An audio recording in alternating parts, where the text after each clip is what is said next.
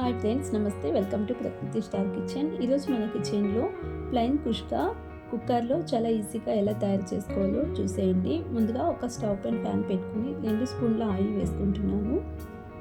Next ఇందులోనే ఒక medium size ఉల్లిపాయలు పొడుగా కట్ చేసి వేసుకోండి. తర్వాత 10-15 వెల్లుల్లిపాయలు వేసుకుంటున్నాను. అలాగే 2 ఇంచుల అల్లాన్ని చిన్నగా కట్ చేసి వేసుకోండి. నెక్స్ట్ 2 ఎండుమిర్చిని వేసుకుని ఉల్లిపాయ ఒక 50% వరకు ఫ్రై అయ్యేంత వరకు ఫ్రై చేసుకోండి. తర్వాత 2 మీడియం సైజ్ టమాటోస్ని పొడుగా కట్ చేసి వేసుకుంటున్నాను.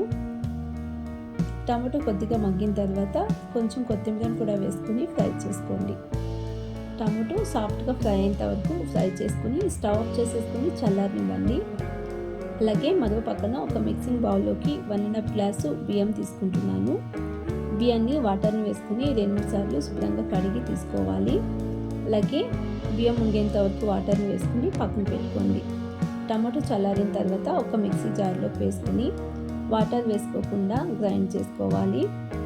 ఈ విధంగా గ్రైండ్ చేసి పక్కన పెట్టుకోండి. నెక్స్ట్ ఒక కుక్కర్లోకి 2 స్పూన్ల నెయ్యి వేసుకుంటున్నాను. అలాగే 2 స్పూన్ల ఆయిల్ వేసుకోండి. తర్వాత హోల్ గరం మసాలాలు వేసుకుంటున్నాను. ఇవి కొద్దిగా ఫ్రై అయిన తర్వాత 2 ఉల్లిపాయలను పొడుగా కట్ చేసి వేసుకోవాలి.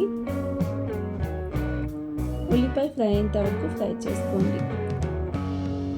అలాగే 2 పచ్చిమిర్చిని పొడుగా కట్ చేసి వేసుకుంటున్నాను.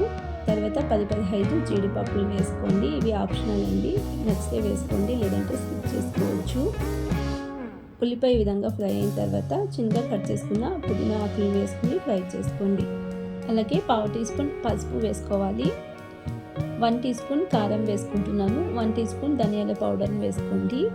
లో ఫ్లేమ్లో పెట్టుకొని వేసుకోవాలి. కారం అసలు మాడిపోకూడదు. జస్ట్ ఈ విధంగా మిక్స్ చేసుకుని గ్రైండ్ చేసుకున్న మసాలాను వేసుకుంటున్నాను. మసాలాను 2-3 నిమిషాల పాటు మీడియం ఫ్లేమ్లోనే మిక్స్ చేసుకుంటూ ఫ్రై చేసుకోవాలి.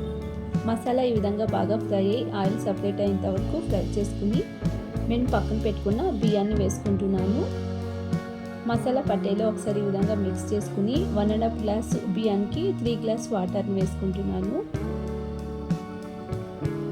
ఒకసారి మిక్స్ చేసుకుని కారం కావాలనుకుంటే చెక్ చేసి వేసుకోండి. అలాగే రుచికి సరిపడా సాల్ట్ని వేసుకుని చివరిగా 1 స్పూన్ నెయ్యి వేసుకుంటున్నాను. నెయ్యి వేసుకోవడం వల్ల రైస్ పొడిలాడుతూ వస్తుంది. కుక్కర్ మూత పెట్టి 2 విజిల్ రానివ్వండి. 2 విజిల్ వచ్చిన తర్వాత స్టవ్ ఆఫ్ చేసేసుకుని కుక్కర్ ప్రెషర్ నార్మల్గా పోయిన తర్వాత ఓపెన్ చేసుకుంటే ప్లెయిన్ కుష్కా రెడీ అండి.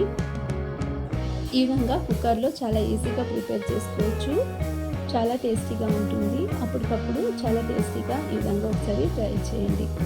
అలాగే ఈ రెసిపీ నచ్చినట్లయితే ప్లీజ్ ఛానల్ని సబ్స్క్రైబ్ చేసుకోండి, లైక్ చేయండి, షేర్ చేయండి. ఈ రెసిపీ ఎలా కుదిరిందో కామెంట్ సెక్షన్లో తప్పకుండా తెలియచేయండి. Thanks for watching the video.